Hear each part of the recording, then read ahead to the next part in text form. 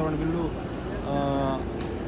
ఆమోదం పొందేందుకు అవకాశం ఉంది. కానీ 360 మంది సభ్యులు ఎన్డీఏ కూటమి వద్ద లేవు కదా, ఎట్లా సాధ్యమవుతుంది? బిల్లులు పాస్ అయితే నరేంద్ర మోడీ గారి నాయకత్వంలో ప్రభుత్వం ఈ బిల్లును ప్రవేశపెట్టడం జరిగింది. ఏదైతే దేశంలో మహిళా సాధికారత సాధించాలి అనేటువంటి ఒక లక్ష్యం ఉందో ఆ లక్ష్యాన్ని సాధించేటువంటి దిశగా గతంలో కూడా అన్ని పార్టీల యొక్క ఆమోదంతో లోక్సభలో 33% రిజర్వేషన్ బిల్లునికి ఆమోదింపజేయడం జరిగింది. ఈరోజు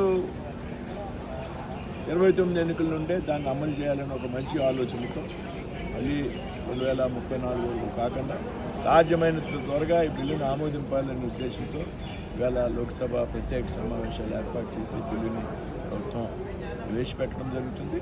తప్పనిసరిగా ఇది ఆమోదం పొందుతుందనేటువంటి విశ్వాసం, నమ్మకం మాకైతే ఉంది. దేశ ప్రజలందరూ కూడా, ముఖ్యంగా మహిళలందరూ కూడా ఈ బిల్లు ఆమోదం కోసం ఆసక్తిగా ఎదురు చూస్తారు. అంటే ప్రతిపక్షాలని కూడా డీలిమిటేషన్ ప్రక్రియ సరిగ్గా లేదు, ఆదరాబాదరాగా తీసుకొచ్చి ఈ బిల్లును ప్రవేశపెడుతున్నారని చెప్తున్నారు.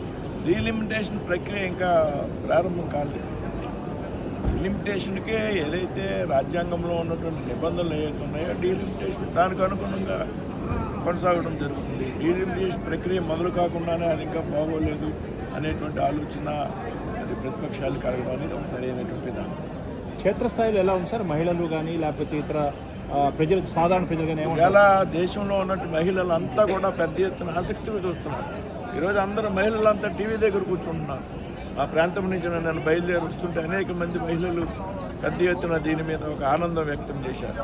ఇవాళ దేశంలో ఉన్నటువంటి అనేక ఛానళ్ళన్నీ కూడా ఇవాళ ఈ మహిళా బిల్లు మీద ఏ రకమైనటువంటి పార్టీ ఏ రకమైనటువంటి వైఖరి అవలంబిస్తూ ఉంది, ఏ పార్టీకి మహిళల యొక్క బిల్లు మీద, రిజర్వేషన్ మీద చిత్తశుద్ధి ఉన్నది అని ఎన్నికల కోసం, రాజకీయాల కోసం ఈ బిల్లు గురించి పత్రికలతో మాట్లాడటమే కాదు, చట్టసభల్లో ఆ పార్టీల వైఖరి ఏ విధంగా ఉన్నది అనేటువంటి విషయం మీద మహిళలంతా కూడా ఆసక్తితో ఉన్నారు.